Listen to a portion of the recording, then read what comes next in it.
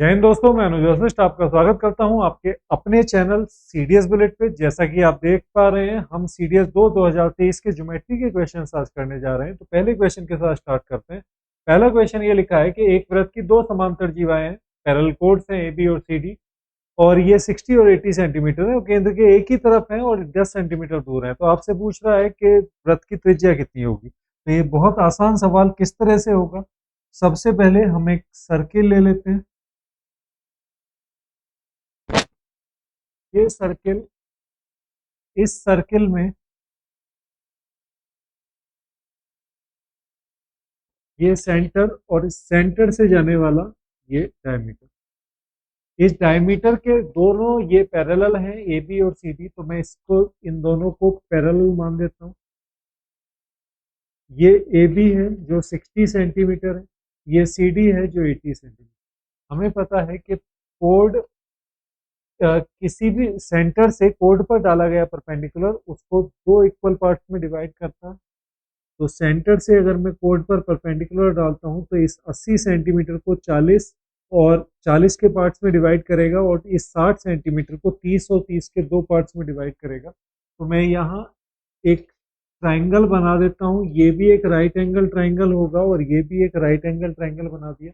इस right angle triangle में मैं देख पा रहा हूँ कि दोनों में हाइपोटेनस सेम है। तो इस तरह के क्वेश्चंस 100% इस तरह के क्वेश्चंस आप इस तरह से करेंगे कि एक के परपेंडिकुलर को दूसरा बेस और दूसरे के परपेंडिकुलर को पहले का बेस मान लेंगे, अगर आपका हाइपोटेनस सेम है तो अगर ये 40 है, इसका बेस 30 है, तो मैं इसको 30 मान लेता हूँ, इसको 30 मान लिया और इसको 40 मान लिया।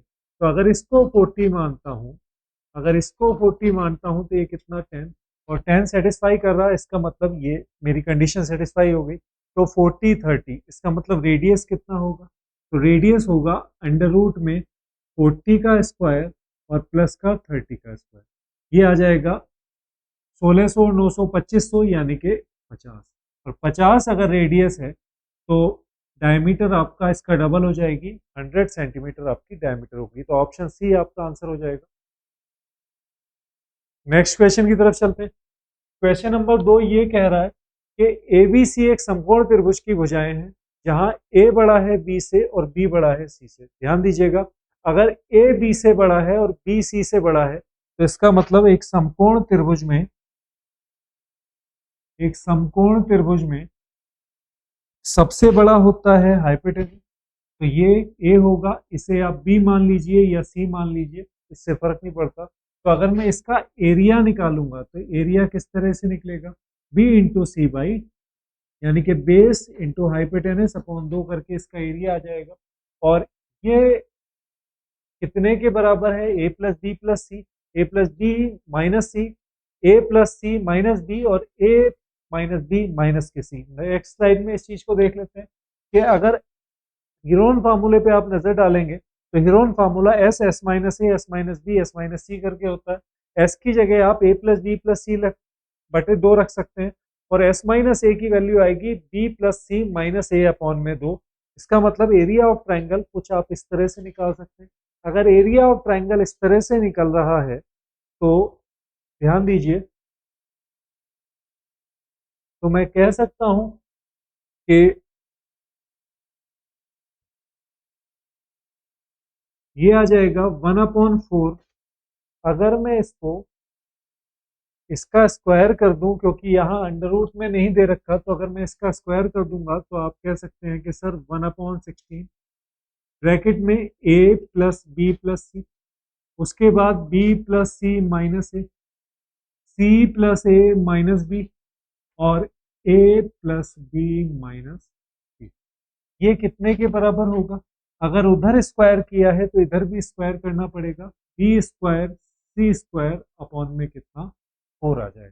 तो अब ए प्लस बी प्लस सी है, बी प्लस सी माइनस ए, मेरे पास बी प्लस सी माइनस ए नहीं है, बी माइनस सी, ये माइनस बी माइनस सी और ए, यहाँ ए प्लस का है और बी और सी माइनस के है, यहाँ बी और सी प्लस का है और ए माइनस का है। इसका मतलब ये हो गया कि यहाँ माइनस कॉमन लिया जा सकता है।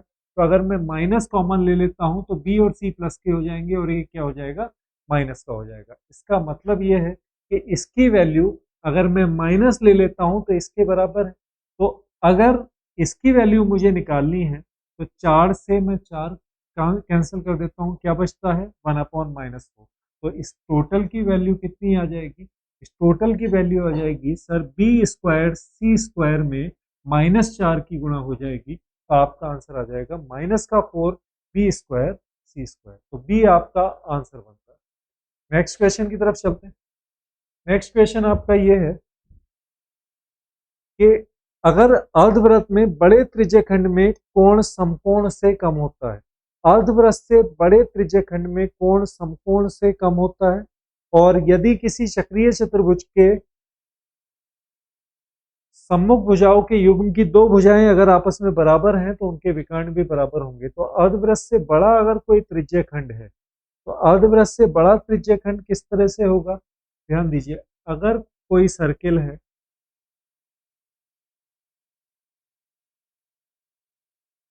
और इस सर्किल में अर्धवृत्त से बड़ा त्रिज्यखंड है,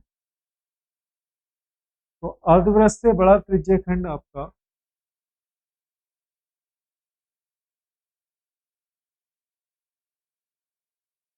अर्धवृत्त से बड़ा त्रिज्यखंड में ये कह देता हूं, और इसमें जो एंगल बनेगा वो हमेशा 90 डिग्री से क्या बनेगा? अक्यूट एंगल बनेगा। तो इसका मतलब पहले वाला मुझे ट्रू दिखाई नहीं दे रहा है, पहले वाला स्टेटमेंट इनकरेक्ट है।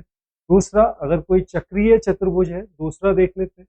अगर कोई चक्रीय चतुर्भुज है, ध्यान दीजिए, एक साइक्लिक क्वाड्रिलेटरल अगर एक सर्किल में है तो अगर वो दोनों सम्मुख भुजाओं के युग्म अगर आपस में बराबर हैं, दोनों सम्मुख भुजाओं के युग्म अगर आपस में बराबर हैं, इसका मतलब वो पैलोग्राम है।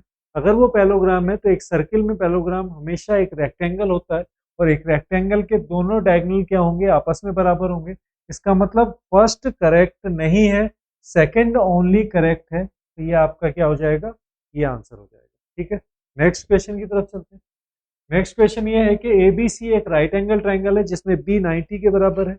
अगर बी 90 के बराबर है और बी से एसी पर डाले गए लंब की लंबाई आपकी पी है, बीसी बराबर 10 सेंटीमीटर, एसी 12 सेंटीमीटर है, तो पी की वैल्यू कितनी बनेगी? तो सबसे पहले एक राइट एंगल ट्राइंगल में ले लेता हूँ। इसमें ये बी है, ये ए है, और ये आपका सी है। तो बी 90 डिग्री है, ए बी बी सी 10 है, ए सी 12 है, तो ये कितना बनेगा? तो ए बी की वैल्यू आ जाएगी अंडर रूट में 12 का स्क्वायर माइनस का 10 का स्क्वायर। 12 का स्क्वायर 144, 144 में से 100 जाएगा तो 44 बचेगा, यानी कि ए बी की वैल्यू आ जाती है कितनी? ए बी की वैल्यू आ जाएगी 2√11। अब मुझे पता है कि आपको बी से सामने वाली साइड पर एक परपेंडिकुलर डाला है। अगर इस ट्राइंगल का एरिया निकालना है तो मैं दो तरीके से निकाल सकता हूं। अगर मैं इसको बेस मानूं तो ये हाइट होगी, और इसको बेस मानूंगा तो ये हाइट होगी। तो ट्राइंगल का एरिया निकालने के दो तरीके, 1/2। अगर मैं 10 बेस मानता हूं तो कितनी हाइट होगी? √44 हाइट होगी, 10 इंटू √44। और अगर मैं 12 बेस मानता हूं, 12 बेस लेता हूं, तो मेरी हाइट हो जाएगी कितनी? पी मेरी हाइट हो जानी है, तो 1/2 से 1/2 कट जाएगा। ये दो 6 टाइम्स, ये कैंसल 5 टाइम्स, तो 5, और इसको 2√11 लिखा जा सकता है, is equal to 6 into P. तो दो से ये दो, इसका मतलब आपका पी की वैल्यू आ जाएगी 5√11/3। तो पी बन जाएगा 5√11 में कितना? 3। ये आपका आंसर हो जाता है। नेक्स्ट क्वेश्चन की तरफ चलते हैं।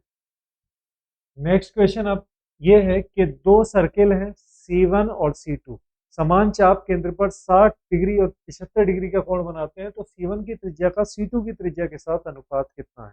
देखिए, इस क्वेश्चन को आप बेसिकली ऐसे समझ सकते हैं कि अगर सेम कोड है, सेम लंबाई की दो आर्क्स हैं, अगर एक जगह 60 डिग्री का एंगल ले पा रही है और एक जगह 75 डिग्री का एंगल ले पा रही है, इसका मतलब ये हो गया कि दूसरा जो है, पहला वाला 75 है रेशियो में है और दूसरा वाला 60 डिग्री। मतलब जैसे अगर मैं कहता हूं कि ये पहली आर्क जो है, पहली आर्क, आर्क 1 बराबर है आर्क 2। पहली आर्क सर्क्यूमफेरेंस का, सर्किल की सर्क्यूमफेरेंस का 60 डिग्री है। दूसरी आर्क सर्क्यूमफेरेंस का 75 डिग्री है। तो इनकी सर्क्यूमफेरेंस का रेशियो कितना आ जाएगा? तो इनकी सर्क्यूमफेरेंस का रेशियो आ जाएगा 75/60, यानी कि 5/4। और जो सर्क्यूमफेरेंस का रेशियो होता है वही रेडियस का रेशियो भी होगा, वही डायमीटर का रेशियो भी होगा। इसका मतलब आपका आंसर कितना आता है? 5/4। नेक्स्ट क्वेश्चन की तरफ चलते हैं। नेक्स्ट क्वेश्चन ये है कि एक त्रिभुज की भुजाएं A B 41 centimetre, B C 28 centimetre और C A 15 centimetre, D E F ABC के मध्य बिंदु है, तो त्रिभुज एबीसी का क्षेत्रफल कितना है? हर कैंडिडेट इस बात को जानता है कि अगर मैं एक ट्राइंगल के मिड पॉइंट्स को लेकर कोई अदर फिगर बनाता हूं, ये डी है, ये ई है और ये एफ है, तो ये 4 इक्वल एरियाज में डिवाइड करेगा। एरिया, ये एरिया, ये एरिया, ये चारों एरिया बराबर होंगे। इसका मतलब ये है कि area triangle D E F बराबर होगा area triangle A B C का कितना? 1/4। एबीसी के एरिया का 1/4 होगा। और ट्राइंगल एबीसी का एरिया कितना बनेगा सर? 41, 28 और 15। ये एक राइट एंगल ट्राइंगल नहीं है, तो मैं इसको क्या बना लेता हूँ? मैं इसको हीरोन फार्मूले से करूंगा। तो सबसे पहले मैं सेमी पेरीमीटर निकालूंगा। सेमी पेरीमीटर किस तरह से निकलती है? सेमी पेरीमीटर आ जाएगा 28 प्लस 15 प्लस 41 अपॉन में 2। ये बन जाती है 42 सेंटीमीटर। अगर 42 सेंटीमीटर सेमी पेरीमीटर है तो इसका एरिया कितना? सबसे पहले एस यानी कि 42, एस माइनस पहली साइड यानी कि 41 1, एस में से दूसरी साइड घटाएंगे तो 28, 42 में से 28 गया 14 बचा। एस में से तीसरी साइड घटाएंगे तो 27 बचा। 42 को हम लिख सकते हैं 14 इंटू 3। तो अब ये 27 इंटू 3 81 हो गया, ये 14 इंटू 14 हो गया, तो मेरा एरिया आ जाएगा 14 इंटू 9, क्योंकि इन दोनों में से एक बाहर आ गया और 81 का 9 बाहर आ गया, तो 14 इंटू 9 आ जाएगा। तो मेरा एरिया 14 इंटू 9 है। तो टोटल एरिया 14 इंटू 9 को अगर मैं 4 से डिवाइड करूंगा तो 63/2 यानी कि 31.5, क्योंकि ये 2 बार जाएगा, ये 7 बार, और 63/2 आ जाएगा 31.5 स्क्वायर यूनिट। तो ये मेरा आंसर हो जाता है।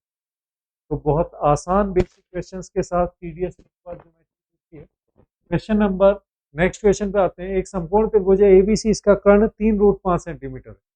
तो 3√5 सेंटीमीटर है। एबीसी का कर्ण अगर एसी के बराबर है, तो अगर मैं एक राइट एंगल ट्राइंगल बना दूं, तो अगर ये एसी इसका कर्ण है, तो इसका मतलब ए बी और बी सी क्या होंगे? इसके परपेंडिकुलर और बेस होंगे। तो ए बी का स्क्वायर प्लस बी सी का स्क्वायर कितने के बराबर होगा?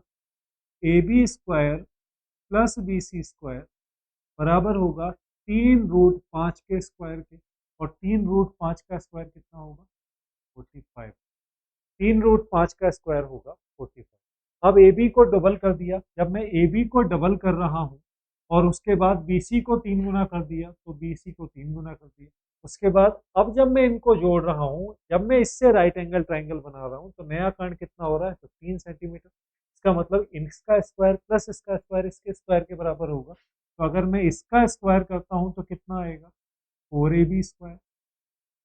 इसका स्क्वायर करता हूँ तो कितना आएगा? 9bc square. और अगर मैं इन दोनों को जोड़ देता हूँ तो कितना आएगा? 15 का स्क्वायर। यानी कि कितना? 15 का स्क्वायर कितना बनेगा? 225 बनेगा। तो 15 का स्क्वायर 225 के बराबर। तो अगर मैं इसको 4bc स्क्वायर लिख देता हूँ और प्लस 5bc स्क्वायर अलग कर, तो 4ab square plus 4bc square की वैल्यू कितनी होगी? Sir A B square plus B C square की वैल्यू 45 है, तो 4ab² प्लस 4bc² की वैल्यू होगी 4 into 45 plus 5bc² is equal to कितना है, इज इक्वल टू है 225।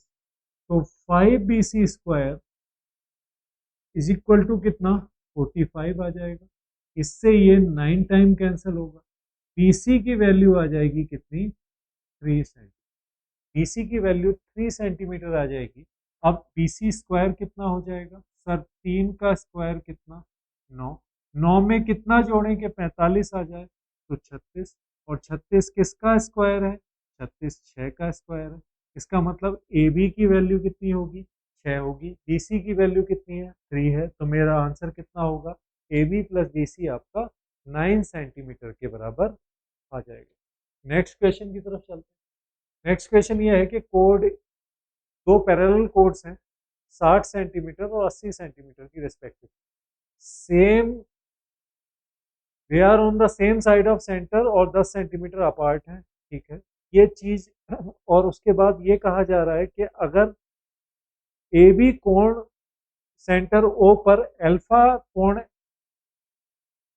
अंतरित करती है, तो सबसे पहले मैं ये सर्किल ले लेता हूँ, एक सर्किल, और इसमें मैं ए बी कोड बना देता हूँ। ए बी कोड ये होगा और ये सर्किल का सेंटर, इस पर ये अल्फा एंगल बना रही है। अगर मैं इससे इस पर परपेंडिकुलर डालता हूँ तो वो परपेंडिकुलर इसको दो बराबर भागों में विभाजित करेगा और वो एंगल का बाइसेक्टर भी होगा। हर एक बच्चा इस बात को जानता है। तो ये आपका कितना है, ये अभी हमने लास्ट क्वेश्चन में चेक किया था कि ये अगर 30 है तो दूसरा कितना होगा 40 होगा। तो अल्फा बाई 2 की वैल्यू कितनी होगी, तो अल्फा बाई 2 की वैल्यू होगी, ए बी 60 सेंटीमीटर है और ये 80, तो अगर केंद्र ओ पर, ए बी केंद्र ओ पर अल्फा कर रही है तो ये अल्फा बाई 2 हो जाएगा। तो 10 beta by 2 minus 10 alpha by 2, तो 10 अल्फा बाई 2 की वैल्यू कितनी आ जाएगी यहाँ से, तो 10 अल्फा बाई 2 आ जाएगा 30/40, यानी कि 3/4। 30/40 को मैं लिख सकता हूँ कितना 3/4। इसी तरह से अगर मैं 10 बीटा बाई 2 निकालता हूँ तो 10 बीटा बाई 2 में एक का परपेंडिकुलर दूसरे का बेस है तो 40 परपेंडिकुलर हो जाएगा और बेस कितना हो जाएगा 30 हो जाएगा। तो ये कितना आ जाएगा 4/3 हो जाएगा। ये आपका 4/3 हो जाना। अगर ये 4/3 हो जाएगा तो 10 beta by 2 minus 10 alpha by 2 कितना आ जाएगा सर, 4/3 में से आप 3/4 घटा दीजिए तो ये टोटल 7/12 आ जाएगा। ये आपका आंसर बनता है 7/12। तो ये वो क्वेश्चंस थे जो सीडीएस ने इस बार ज्योमेट्री के सेक्शंस से पूछे। मैं आपको वन बाय वन सारे के सारे सेक्शंस कराऊंगा। तो नेक्स्ट क्लास में मैं आपको किसी और टॉपिक के साथ हाजिर होऊंगा। तब तक के लिए जय हिंद।